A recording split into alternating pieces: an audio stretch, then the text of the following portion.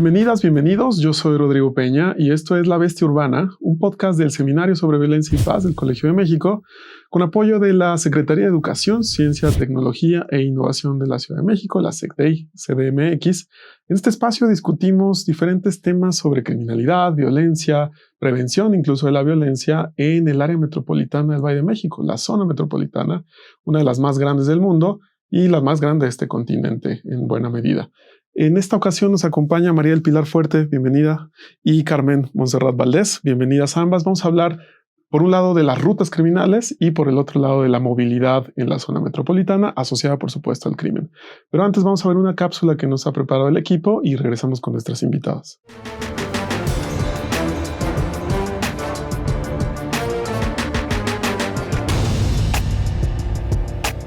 Según los informes oficiales, son 4 los accesos a la Ciudad de México que permiten que los grupos del crimen organizado circulen por toda la Ciudad de México y su área metropolitana. Dichos accesos forman una cruz que conecta la carretera México-Querétaro con por lo menos otras 3, la carretera México-Cuernavaca, la carretera México-Toluca y la carretera México-Puebla. 2 son las áreas geográficas de mayor atención, el espacio en el que colindan la alcaldía Iztapalapa y el municipio de Nezahualcóyotl, y el espacio en el que colindan la alcaldía Gustavo Amadero y los municipios Tlalnepantla, Tultitlán, Coacalco y Ecatepec. Los delitos que se relacionan con espacios de movilidad o flujo no pertenecen solo al marco del narcotráfico. Otros, como robo en transporte público, acoso o abuso sexual, tienen una incidencia importante. Aunque se constata una tendencia importante a la baja, el robo en transporte público sigue siendo una de las actividades delictivas con mayor incidencia en el Valle de México. María del Pilar, bienvenida. Muchísimas gracias por el esfuerzo de venir y es un placer contar contigo. Quisiera comenzar contigo preguntándote, tú has dedicado mucho tiempo de tu investigación a, vamos a decir, incorporar la variable geográfica a los estudios del crimen. Cada vez que nos adentramos más en estos temas, sabemos que es un tema multidisciplinario donde tienen que entrar la historia, la sociología, la geografía, la ciencia política. Háblanos de la geografía. ¿Por qué es importante la geografía para este tipo de temas? Bueno, muchas gracias también por la invitación, Rodrigo, y Carmen, también gracias por darme la oportunidad de estar acá y conocer también otra variable importante. Y pues también gracias al auditorio por escucharnos y pues darnos la oportunidad de focalizar uno de los temas principales, que es la violencia, ¿no? En México y especialmente en la Ciudad de México y en el Valle de México, ¿no? Y esta pregunta, la verdad, pues abre muchas cosas, ¿no? O sea, realmente pensar en la geografía es pensar como en las ciencias mismas y cómo nacen las ciencias, ¿no? Que nacen a partir de la contemplación. Así empezó un poco la geografía a partir de la geografía natural, ¿no? Que es el vulcanismo, el tectonismo, empezamos a darnos cuenta qué es lo que pasaba en términos contemplativos. Y eso pues tiene una larga historia y poco a poco pues la geografía ha ido desarrollándose cada vez más y se ha dirigido un poco más de la geografía social. Esta geografía social lo que trata es de ver otro tipo de variables y otro tipo de fenómenos, básicamente como el crimen y la violencia. Y esto abre también la posibilidad a incorporar la geografía como una ciencia que analiza las condiciones de la distribución de los delitos, por un lado, y también abre la posibilidad de analizar cómo suceden los delitos a partir de la variable de cómo es el territorio. Es decir, ¿dónde en primer lugar y por qué en ese lugar y quizás no en otro? Correcto, ¿no? Entonces la geografía, en esta última parte de la geografía social, da la posibilidad de desarrollarse en términos de la geografía de la violencia, que lo que trata es de responder cómo y por qué sucede la violencia dentro de un espacio, de un territorio en específico. Y por otra parte está la geografía del crimen, que está más relacionado con el ambiente, es decir, cómo realmente los espacios oscuros, los espacios donde no hay una cámara, donde realmente no hay una posibilidad de vigilar un territorio, puede ser un espacio para que ocurra un crimen en específico, que puede ser un robo a casa de habitación, que puede ser un asalto, que puede ser un homicidio en específico, ¿no? Que lo podríamos pensar un poco como ese crimen común. Sin embargo, la geografía de la violencia trata de incorporar más como los factores de los actores, dentro del territorio, ¿no? Entonces ahí estaríamos hablando un poco más de el crimen organizado y por qué el crimen organizado elige ciertos territorios para ser incorporados, ¿no? Entonces esas variables geográficas te permiten decir dónde suceden más las cosas, dónde hay una mayor concentración de crimen, dónde hay una mayor dispersión de crimen, cuál es la distribución de los mismos, y esto es lo que nos ayuda específicamente dentro de la política pública, es a dirigir acciones, ¿no? Sabemos que realmente el dinero no es infinito, entonces tenemos que focalizarnos, ¿no? Y por otra parte, si desconocemos dónde ocurren los hechos, pues estaríamos condenados a repetirlo. Podríamos pensar, por ejemplo, en el efecto globo. El efecto globo es donde si tú tapas una ruta del narcotráfico, se va a abrir otra. Entonces lo podríamos pensar realmente en lo que pasó en la década de los 90, cuando cerraron las rutas del Caribe, y a partir del cierre de esas rutas del Caribe, esto dijeron, pues los Centroamérica de Colombia, y México. Correcto. Entonces dijeron, bueno, no podemos entrar por acá, pero sí vamos a abrir otra ruta. Entonces eso nos abre la posibilidad de decir cómo están entrando, por qué territorios están entrando, cuáles son los actores que están entrando, cuáles son los espacios estratégicos para trasladar o no la mercancía. Entonces creo que es muy importante porque eso nos permite enterarnos y comprender mucho más los fenómenos en términos de dónde, cuándo y por qué. Carmen, del lado de la geografía social, como decía María del Pilar, hay un aspecto que es fundamental en la Ciudad de México, que es la movilidad. Es una ciudad gigantesca, es una metrópoli densa, complicada, en la cual trasladarse de un lado a otro es tan importante como complicado y cada vez más parece ser. Ustedes, tú, en Evalúa, tú en lo particular, en tus investigaciones has incorporado este tema de la geografía y la movilidad al respecto de la zona metropolitana de la Ciudad de México. ¿Por qué es importante acercarnos al tema de la movilidad cuando nos acercamos también al tema de crimen, violencia, prevención? Muchas gracias, Rodrigo. Primero que nada, muchas gracias por la invitación y muchas gracias, Pilar. Pues bueno, sí, dentro del Evalúa nos hemos acercado a las variables geográficas para poder hablar del tema de la criminalidad y del delito. Quiero empezar hablando un poco sobre el uso de las variables, complementando lo que ha comentado Pilar. Las variables geográficas, nos permiten representar, localizar y analizar diferentes fenómenos, entre estos los fenómenos delictivos. Esto, a su vez, nos permite realizar inferencias respecto a las dimensiones tanto sociodemográficas como a las dimensiones urbanas en las que ocurren estos hechos. Esto nos permite, a su vez, generar estrategias de atención y prevención del delito. Entonces, es importantísimo que nosotros abordemos las variables geográficas. Tener buenos datos para llegar a buenas conclusiones de alguna manera. Así es, y esta es la importancia de la apertura de la información, así como el uso de encuestas que se encuentran disponibles. Sobre el crimen y la criminalidad podemos mencionar distintas teorías o modelos criminológicos. Seguramente lo conoces mucho mejor que yo, la prevención situacional del delito, el cual nos habla, y como ya hubo elementos que mencionó Pilar, de cómo los elementos urbanos propician o disuaden la comisión de algún hecho delictivo. Entonces, cuando hablamos de movilidad, justamente, y cuando nos situamos en puntos geográficos en particular, podemos hablar de cómo la instalación de iluminación, la presencia o no de cámaras, de botones de auxilio, así como el mismo tránsito de personas, pueden ser elementos importantes o fundamentales para el hecho o para que se cometa o no un hecho delictivo. Y por otro lado, quisiera hablar, si lo vemos un poco desde la perspectiva de género. Está muy documentado ya que hombres y mujeres se mueven de manera distinta. Las mujeres, por un lado, realizan trayectos que pueden ser más cortos, pero mucho más complejos, relacionados con tareas de cuidado, atención para labores del hogar, mientras que los hombres sus trayectos suelen ser muy lineales. Asimismo, las mujeres se encuentran sujetas a riesgos mayores cuando realizan estos movimientos. Y pues estos pueden ser de índole sexual, como acoso, abuso, vejaciones. Así que es necesario realizar acciones específicas para atender estos temas. Totalmente.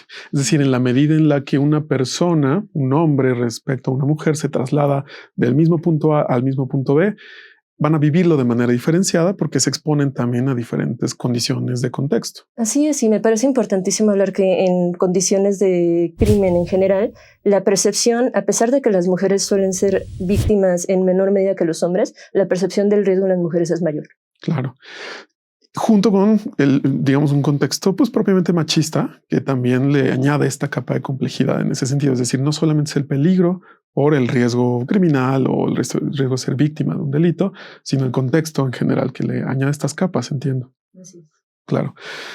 María Pilar, en este sentido, volviendo un poco, vamos a hacer una especie de zoom out y zoom in, contigo un zoom out hacia afuera de la ciudad. La Ciudad de México es históricamente medular en la intercomunicación, vamos a decir, pues incluso del globo, ¿no? Es un punto bien importante. Además es un país centralizado por la historia, etcétera, etcétera. Por la Ciudad de México atraviesan carreteras, aeropuertos fundamentales, ahora más de uno, mercados fundamentales. ¿Dónde poner el foco desde un punto de vista de entender la lógica del crimen en la zona metropolitana? ¿Son carreteras, son aeropuertos, es todo? ¿Qué pensarías? Es todo. Es todo. Es todo. O sea, yo estuve en verdad reflexionando mucho esta pregunta porque es pensar realmente el territorio con ciertas características que no son tangibles, ¿no? Entonces pensaríamos realmente en la geografía como una ciencia que también ayuda a analizar lo que es también intangible, ¿no? Y para eso podríamos pensar que la Ciudad de México y toda su zona conurbada es un espacio estratégico, ¿no? Porque es única, porque realmente tiene, como tú dices, esa interconexión de carreteras, tiene interconexiones no solo de mercancías, sino también de personas, también tiene vuelos internacionales, tiene vuelos nacionales. Realmente pensar la Ciudad de México es pensar la ciudad global, ¿no? Para toda la zona de Centroamérica y de Suramérica, ¿no? Entonces aquí realmente están todas las empresas globales en el mundo que se interconectan, ¿no?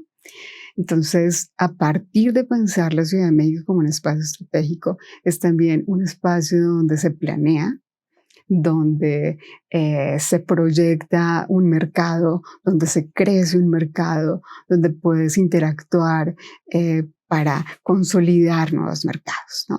Entonces, si lo pensáramos realmente en crimen organizado, pues la Ciudad de México representa todo eso, ¿no? O sea, es decir, es tan atractiva para mercados legales como lo es para mercados ilegales. Total. O sea, si tú analizas realmente la historia realmente de las organizaciones del crimen organizado en la Ciudad de México, que según los datos del BACRIM, del monitoreo del programa de política de drogas, hay 51 carteles que pueden ser considerados carteles macro y carteles micro, que están dentro de la Ciudad de México, ¿no? O sea, como los más importantes está, pues sí, la Unión Tepito, está Jalisco Nueva Generación, están pues también la Resistencia, la Unión, la Línea, que ellos hacen parte de toda la visión de las organizaciones del crimen organizado, cuando básicamente la Ciudad de México representaba como un bastión para la planificación, ¿no?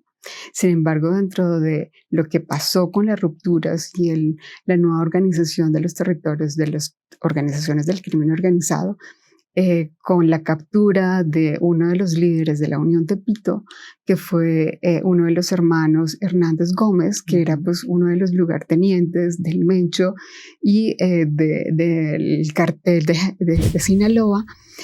Hay una ruptura, ¿no? Entonces ya pasa realmente la Ciudad de México no simplemente a ser bastión de planificación logística, sino una ciudad pensada a partir del consumo, la producción y el tráfico de mercancías. Lo cual es muy atractivo en términos de mercado. Claro, y si lo pensamos como tú estás diciendo, o sea, según cifras, realmente la central de abastos es la central mayoritaria más grande del mundo.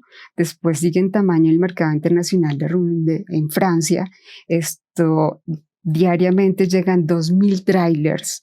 Tiene 150 camiones torno donde se trasladan mercancías, tienen 57.000 vehículos para abasto y desabasto de productos, se comercian más mercancías que en muchas zonas del país.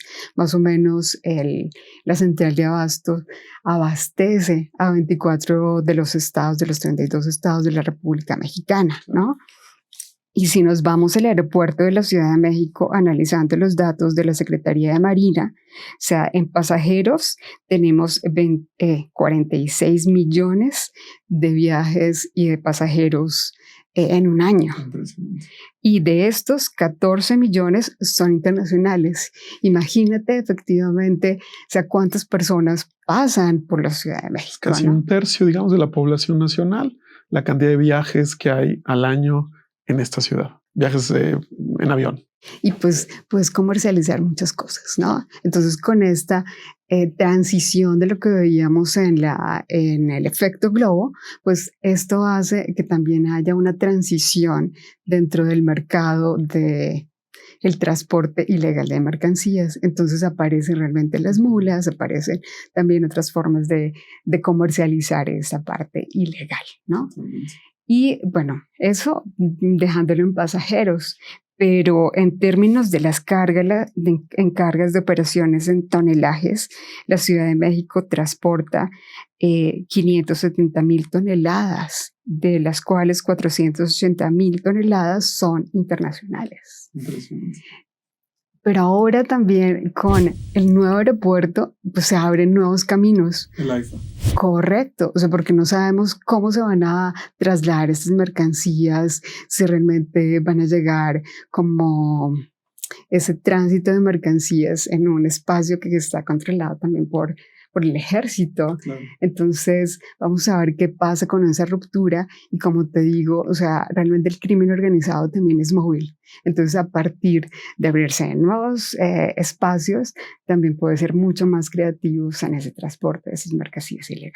Entonces realmente es un mundo y es un espacio en sí mismo muy nutrido para analizar lo que pasa en los mercados legales e ilegales en el mundo. Totalmente. Voy a regresar contigo en unos minutos justamente sobre el tema del AIFA y de las carreteras que conectan al AIFA, que también implica un modo de desarrollar la comunicación. Pero vuelvo contigo en un segundo porque, Carmen, vamos a hacer zoom in otra vez a la ciudad, digamos, porque toda esta interconectividad global pues implica también un reto de conectividad interna. Ya nos decías, desplazarse, quienes lo hayamos hecho en esta ciudad, es complejo, pero en efecto es más complejo para algunas personas, perspectiva de género incluido.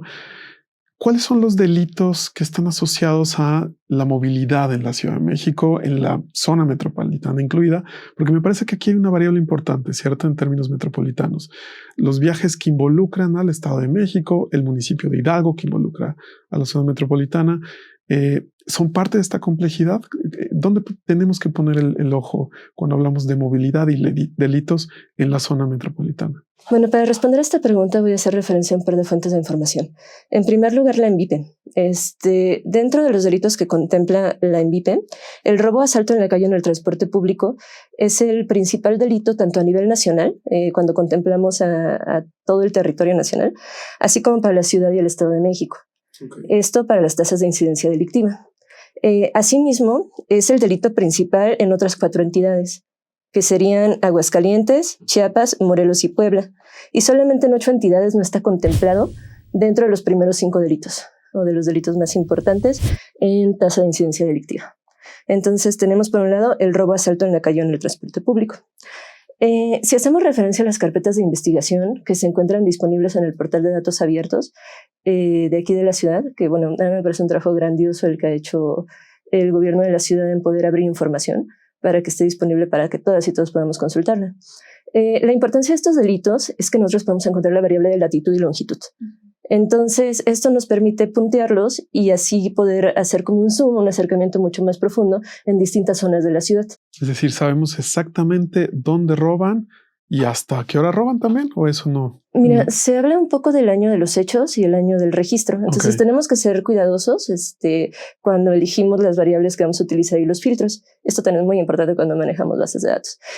Sí podemos saber hora del hecho, el año del hecho y el lugar aproximado, porque si bien encontramos la latitud y la longitud, no quiere decir que sea exactamente en ese punto, pero sí que es un punto aproximado que ya nos habla pues, de distintas inferencias que podemos hacer alrededor de la zona. Justo te iba a preguntar por ahí, Carmen, ¿y qué inferencias podemos dar? Es decir, un poco qué nos dicen los datos, hasta dónde podemos verlo. Sí, bueno, los datos en este momento nos dicen, o los delitos principales que podemos observar en este momento son el robo a transeúnte en la vía pública con y sin violencia, para el cual en el año 2022, para tanto año de registro como año del hecho, estaban abiertas un poco más de 10,000 carpetas.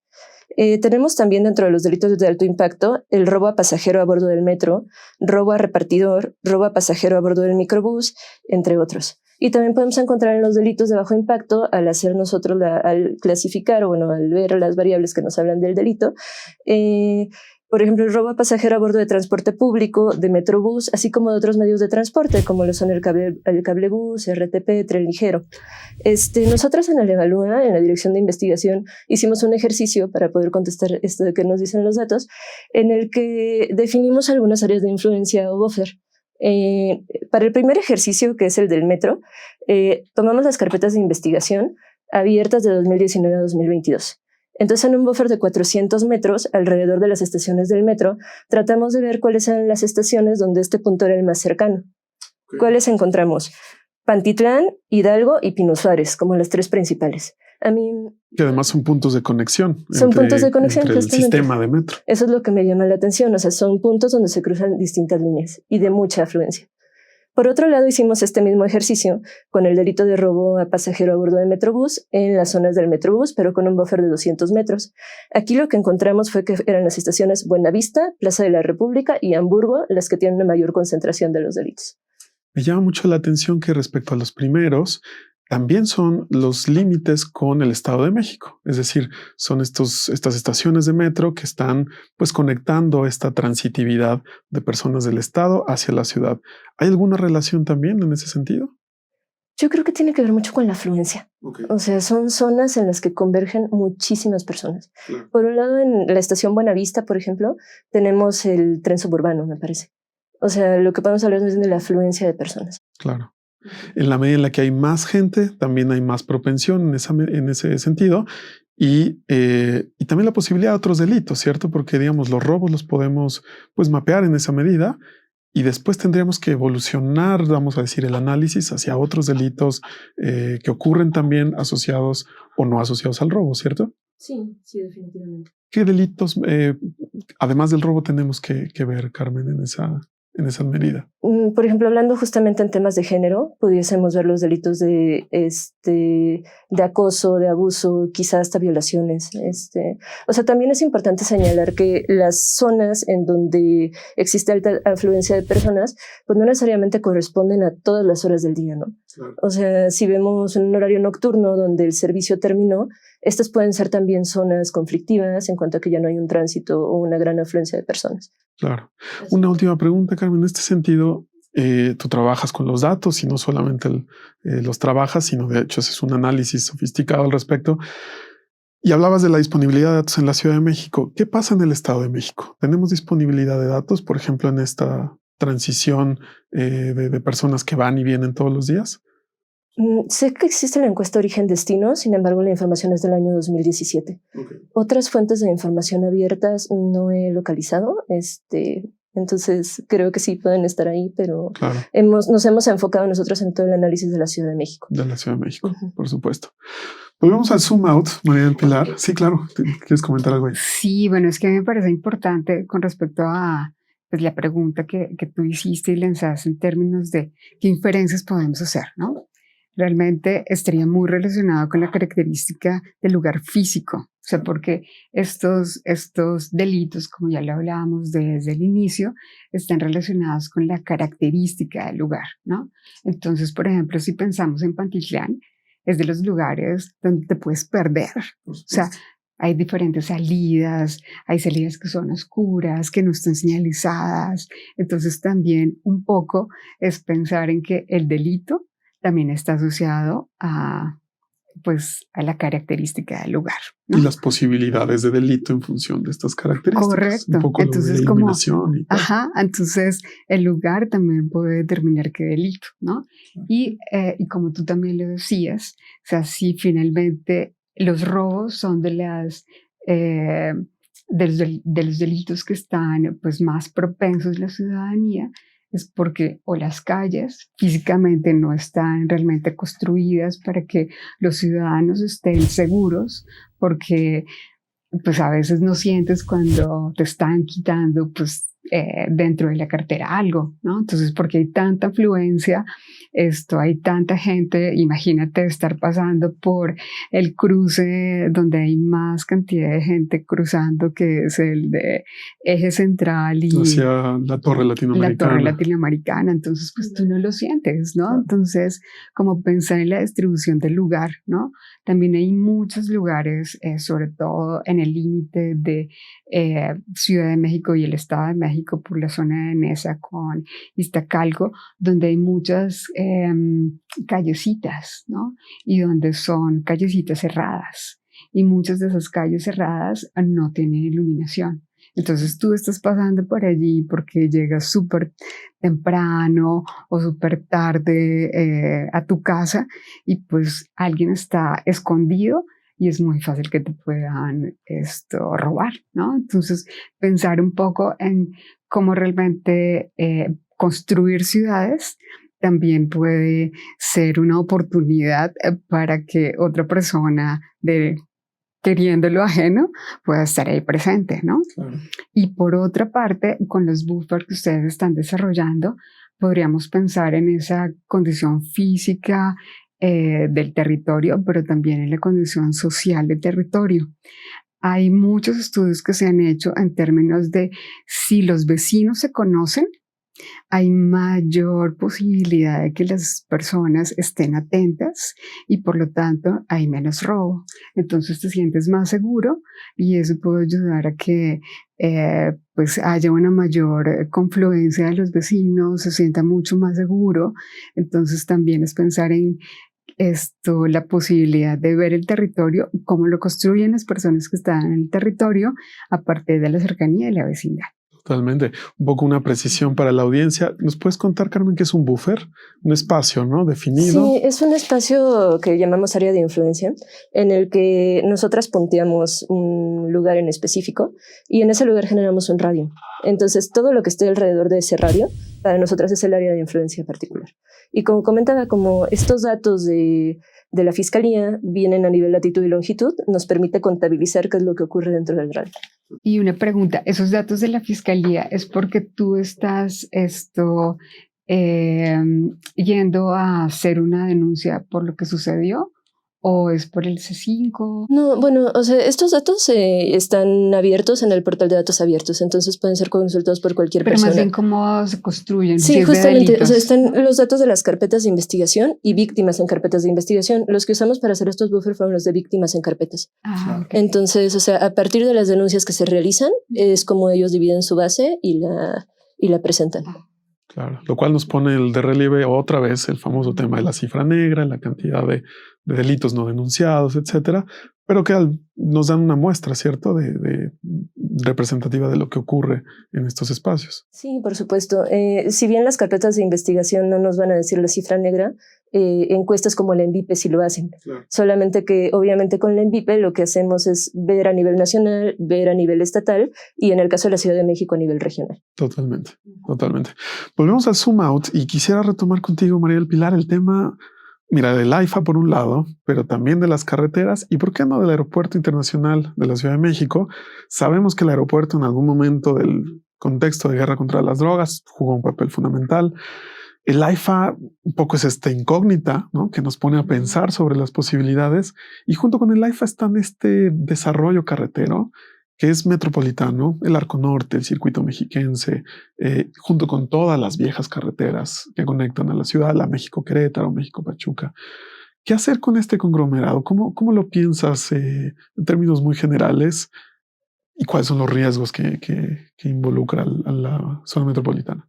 Bueno, a mí me parece que realmente, o sea, la zona de Zumpango y la parte norte donde se consolidó realmente la AIFA, pues es un espacio que ya viene, o sea, de tiempo atrás tratándose de consolidar. Sin embargo, pues llegó el nuevo aeropuerto y hizo un boom, ¿no? Claro. Y que el tiempo es una conexión muy fuerte con Pachuca, ¿no? Entonces, Y era como esa parte que le faltaba una zona en específica del Valle de México de conectarse muchísimo más. Entonces fue ese espacio que detonó esa construcción de desarrollo regional con Pachuca, ¿no? Entonces, pensar realmente el AIFA es pensar ya como en otro boom regional que va a detonar muchísimas más cosas, ¿no? Y además está en la parte norte del país y pues realmente las carreteras en la zona norte del país hacen parte pues de la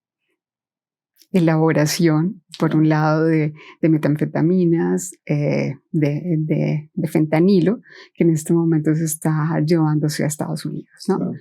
Y entonces por eso hay que verlo con mucho detenimiento, porque es en la zona norte del país, perdón, del país. Y del país y de la ciudad y conectando con el país. Correcto, ¿no? Y además está también conectando con Guanajuato, con Querétaro, con esas zonas que realmente están creciendo sus espacios de mayor conflictividad, ¿no? Sobre todo Guanajuato, ¿no? Entonces, porque está con el arco norte, entonces cruzar hacia Estados Unidos lo que representa, ¿no? Uh-huh. Y con toda esta movilidad que se está teniendo en términos de las organizaciones del crimen organizado, que los brazos armados son los que están creando una diversificación de los espacios productivos a partir de las extorsiones, los secuestros, puede ser algo muy conflictivo. Entonces hay que analizarlo con mucho cuidado, ¿no? Es decir, pensándolo en términos de mercados ilegales, tenemos, como decías, por un lado, pues el mercado de fentanilo que involucra el Pacífico, el mercado del huachicol, el triángulo rojo me parece que le llaman. Está, por supuesto, los viejos mercados ilegales, cocaína, marihuana, etcétera, etcétera. Y está también el mercado de personas, de migrantes, mercado también de tráfico sexual. Y en todos parece que atraviesa esta zona, ¿cierto? Lo pinta como un polvorín o como un centro de alertamiento, vamos a decir. Sí, total. O sea, y finalmente es preocupante un poco también porque este punto va a ser controlado por el ejército y todo lo que está controlando realmente el ejército lo está dejando en cifras oscuras, ¿no? O sea, porque ya no podemos solicitar ninguna información porque esto hace parte de seguridad nacional. Entonces, por un lado, o sea, los veedores no lo podemos hacer como es la academia, o sea, porque ya hay un veto.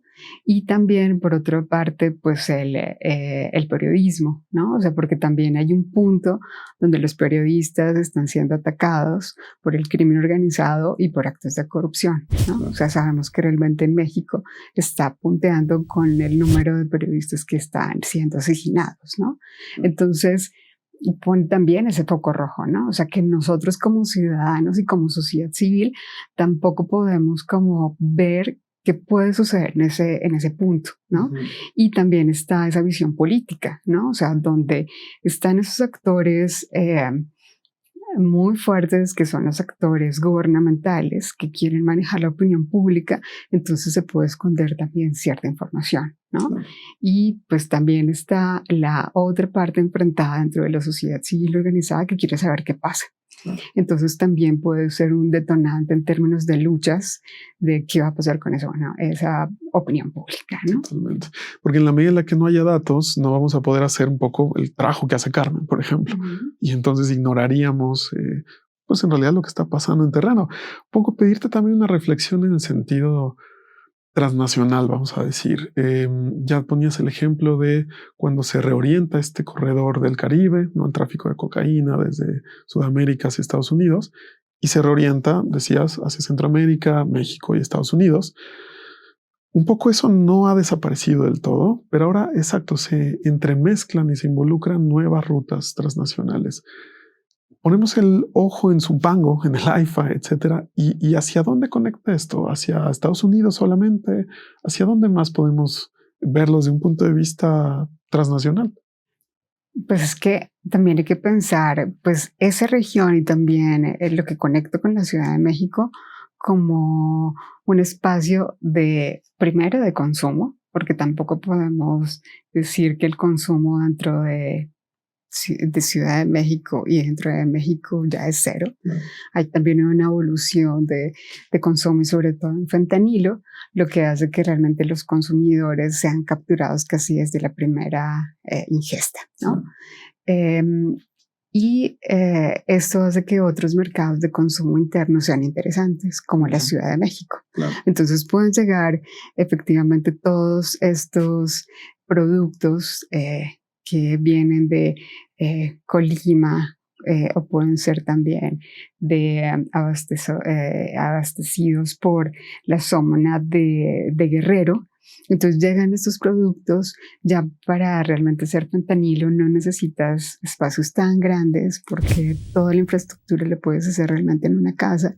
Entonces es mucho más fácil hacer una distribución tanto para la Ciudad de México como un espacio de consumo importante y sobre todo los consumos de las otras ciudades como puede ser Querétaro, efectivamente Guanajuato, Aguascalientes, que también está creciendo el consumo, Monterrey. Entonces, si te vas dando cuenta, es como un camino que se llega al norte, que efectivamente el norte es donde está involucrando una mayor demanda de esta sustancia y del consumo, pero también está haciendo un riego por este consumo interno, ¿no? Claro. Y por otra parte, en esos mercados transnacionales, pues conecta, ¿no? O sea, con lo que es un espacio también de producción, ¿no? O sea, porque tampoco podemos olvidarnos de las plantaciones de amapola, que es de Guerrero, Oaxaca, que también vienen del sur y que son la materia fundamental para hacer, pues, sustancias muchísimo más fuertes que van a ser procesadas en Estados Unidos, ¿no? Carmen, por el lado de la movilidad en la ciudad, ya nos dabas un panorama respecto a los retos y a las complicaciones que se han generado. Sabemos que hay política pública en la materia, es decir, el gobierno de la ciudad y los gobiernos en la ciudad han visto este problema y han tomado acciones. ¿Cuáles han sido estas acciones y un poco cuáles han sido los resultados? ¿Qué sabemos respecto a lo que ha hecho la política pública respecto a los problemas de movilidad en la ciudad? Ok, sí, por parte del gobierno de la ciudad se han implementado diversas acciones que han involucrado a distintos entes, como pues, el gobierno general, la Secretaría de las Mujeres, la Secretaría de Movilidad. Voy a mencionar algunos de los programas más importantes. Por ejemplo, el de Senderos Seguros. Senderos Seguros es un programa de mejoramiento de calles y zonas que son consideradas de alto riesgo. Entonces, esto implica un incremento en la iluminación y mejora de la infraestructura urbana, que como mencionábamos en un principio, los elementos urbanos suelen ser primordiales para disuadir o para propiciar ciertos hechos. Entonces, en el caso de Senderos Seguros, se han instalado más de 800 kilómetros de luminaria con alrededor de 22,000 luminarias. Asimismo, podemos hablar del programa de los tótems de mi calle. La instalación de tótems implica que se ponen postes que tienen cámara, altavoz y botón de auxilio que suponen apoyo inmediato.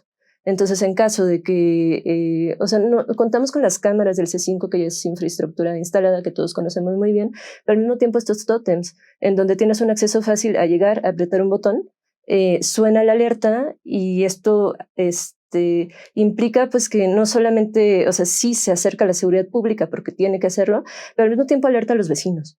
Entonces, esto puede ser también en beneficio de todas las personas usuarias de la calle cuando te estás movilizando.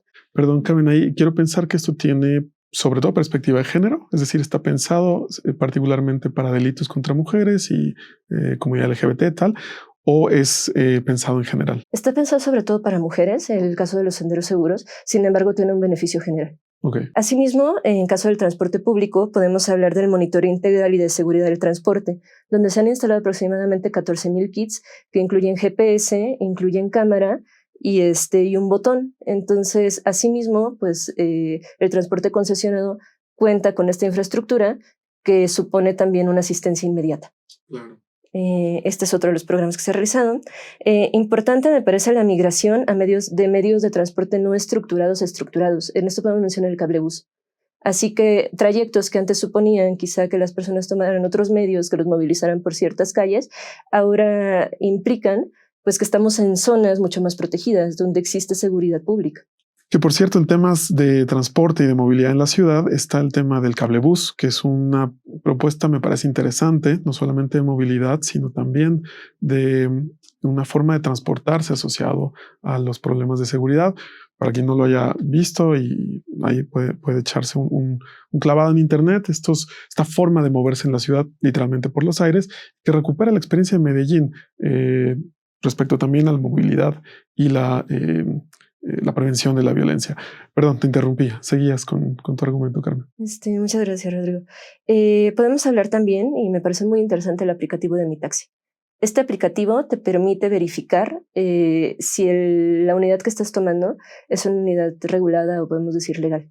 Y asimismo, pues, solicitar tu viaje a partir del aplicativo y que puedas revisar quién es la persona que va conduciendo el taxi y, pues, de cierto modo, darte un sentimiento de seguridad en el momento en el que te estás transportando en este medio. Y algunos otros programas, por ejemplo, el número de SOS, que es el 765, donde se da atención a las mujeres en caso de que sufran algún tipo de violencia. Asimismo, diferentes campañas de difusión que se han empleado tanto en el metro como en el metrobús como en diversos medios de transporte, que han sido muy importantes para concientizar también a la sociedad civil en cuanto a, por ejemplo, los espacios que pueden o no pueden ser ocupados, de qué manera y números de atención a los que puedes dirigirte. Claro, totalmente. Casi se nos acaba el tiempo, pero no quisiera cerrar sin pedirles una reflexión sobre el futuro. Otra vez, este zoom out y este zoom in. Comenzaría contigo, María del Pilar, haciendo el zoom out. Los retos un poco los intuyo, pero te pediría una reflexión muy preliminar, porque entiendo que digamos, predecirlo es osado en esa medida. ¿Hacia dónde tenemos que mirar en términos de la agenda que involucra la movilidad, las rutas en la zona metropolitana? ¿Qué dirías? Bueno, primero yo creo que hay que pensar un poquito en que no podemos simplemente quedarnos en los botones de pánico, en la infraestructura física. Yo creo que hay que movernos también a hacer una especie de análisis de comportamiento, porque la ciudadanía le podemos dar herramientas, pero rápidamente se nos olvida. Por ejemplo, si lo vemos en términos del cubrebocas, sí es una campaña impresionante, pero ahorita, que estaba viniendo en el avión, solo yo tenía el cubrebocas y decía, no puede ser. Sabemos que todavía está el COVID presente en nuestra vida y tenemos que convivir con él, pero no le estamos dando un refuerzo a la sociedad para que tenga un comportamiento de prevención. Totalmente. Entonces creo que podemos pensar como en hacer como una agenda como integrada en términos de la infraestructura física de los lugares, de estar pues en estos senderos seguros, pero también hacer apropiación de esos senderos. Porque si no le damos un mantenimiento, notoriamente después van a caer esos lugares y ya se van a convertir en espacios inseguros, porque ya va a crecer el pasto, los niños no van a poder jugar, entonces necesitamos como apropiación de los lugares, ¿no? Y empezar a ser como una comunidad muchísimo más cercana para decir, bueno, este lugar es mío, y yo lo cuido y a partir de eso pues tengo como una cercanía para que ese lugar siempre va a estar cercano para mí y no vamos exclusivamente a tener políticas de acción, sino de prevenciones antes, ¿no? Entonces creo que es necesario pensar y creo que un poco lo está haciendo Marcela Figueroa, un poco con la cercanía de los policías, ¿no? Aquí en la Secretaría de Seguridad Pública, diciéndole, pues el policía tiene que estar cercano y a partir de esa relación con el policía, entonces genero una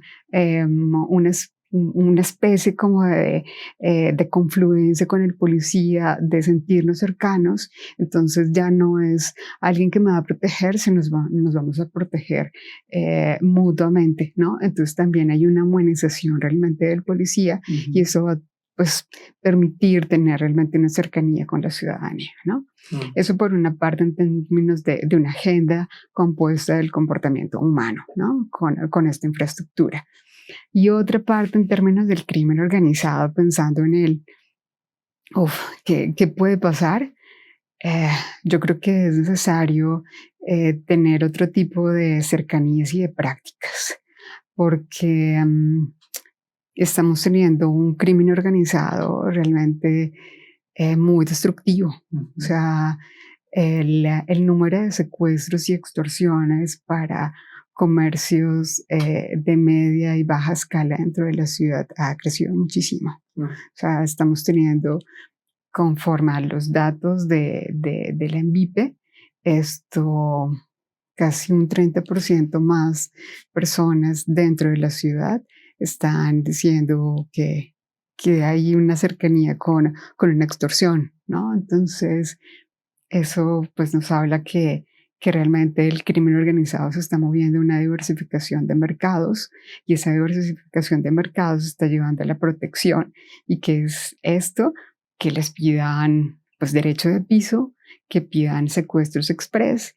y esto pues no está haciendo nada bueno, ¿no? Entonces creo que es necesario también pensar en el comportamiento del crimen organizado, no simplemente como los grandes carteles, sino también con esos BACRIM que están teniendo una cercanía con estos delitos de fuero común, ¿no? Claro. Y que se pueden convertir también en fuero federal, ¿no? Eventualmente. BACRIM, que es esta referencia a las bandas criminales, ¿no? Correcto. Que ocurrió en Colombia. Desaparecen estos dos grandes carteles, Cali y Medellín, y aparecen las BACRIM, las bandas criminales, grupos más pequeños, más caóticos, más violentos. Y es un poco lo que estamos observando, dices. Claro.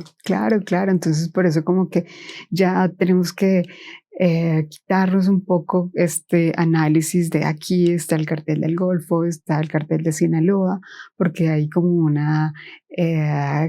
un cambio realmente de cómo se organizan realmente esas bandas criminales, cuál es su lógica y cómo es el nacimiento de esas bandas que realmente están en los espacios urbanos, ¿no? O sea, que realmente son muy diferentes a lo que estaban en los 80, los 90 y parte del comienzo de los 2000. Cuando comienza realmente la guerra contra las drogas, pues hay una diversificación también de bandas, una diversificación también de delitos, una diversificación de cómo se organiza pues, el crimen organizado, ¿no? Y por eso también vemos que hay un cambio en cómo se tiene que analizar pues realmente la guerra contra el crimen, no simplemente una guerra contra bandas que no tienen una infraestructura, sino que también tienen una lógica, por ejemplo, de diversificación cada vez más fuerte y de crecimiento de sus condiciones económicas, ¿no? Entonces, por eso realmente la Ciudad de México es tan importante, porque realmente la Ciudad de México representa este espacio de logística, ¿no?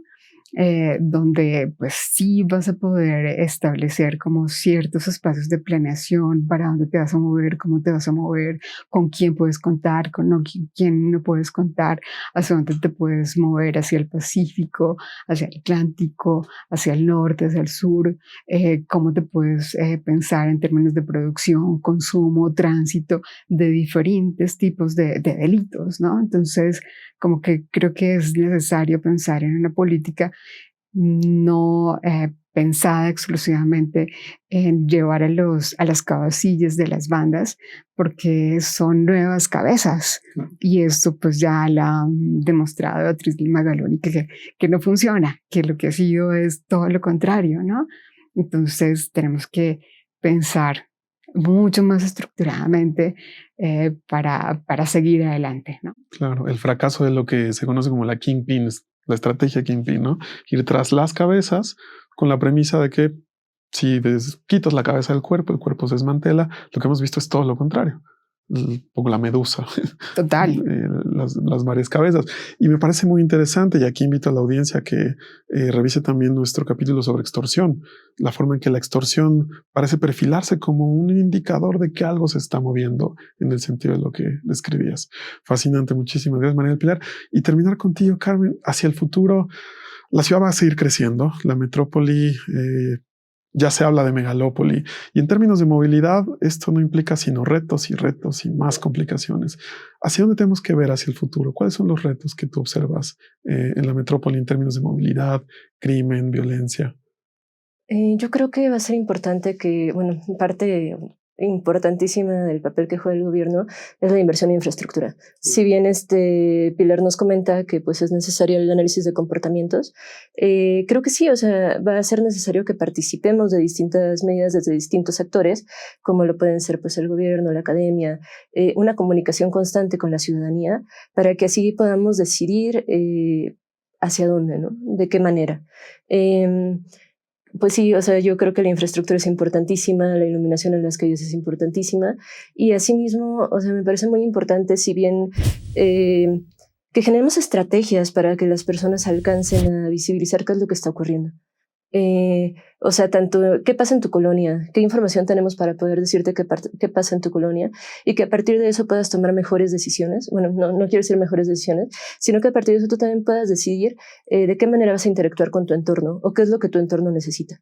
Entonces, por un lado, pues está toda esta parte de inversión que creo que pues va a tener que seguir siendo una inversión fuerte, pero al mismo tiempo, ¿qué otras formas buscamos para interactuar con las personas? Que no es solo lo que nosotros pensamos, sino realmente una comunicación concreta. Claro, de alguna manera también el tema de apropiarse del espacio, y no solamente en un sentido individualista, si bien entendís, más bien comunitario, incluyendo por supuesto al Estado en esa medida. Perfecto, pues se nos acaba el tiempo, pero muchísimas gracias a ambas, muchas gracias a nuestra audiencia, y los invitamos a seguir escuchándonos y viéndonos en La Bestia Urbana, un podcast del Seminario sobre Violencia y Paz del Colegio de México, con el apoyo de la SECTEI, la Secretaría de Educación, Ciencia, Tecnología e Innovación de la Ciudad de México. Muchas gracias y hasta la próxima.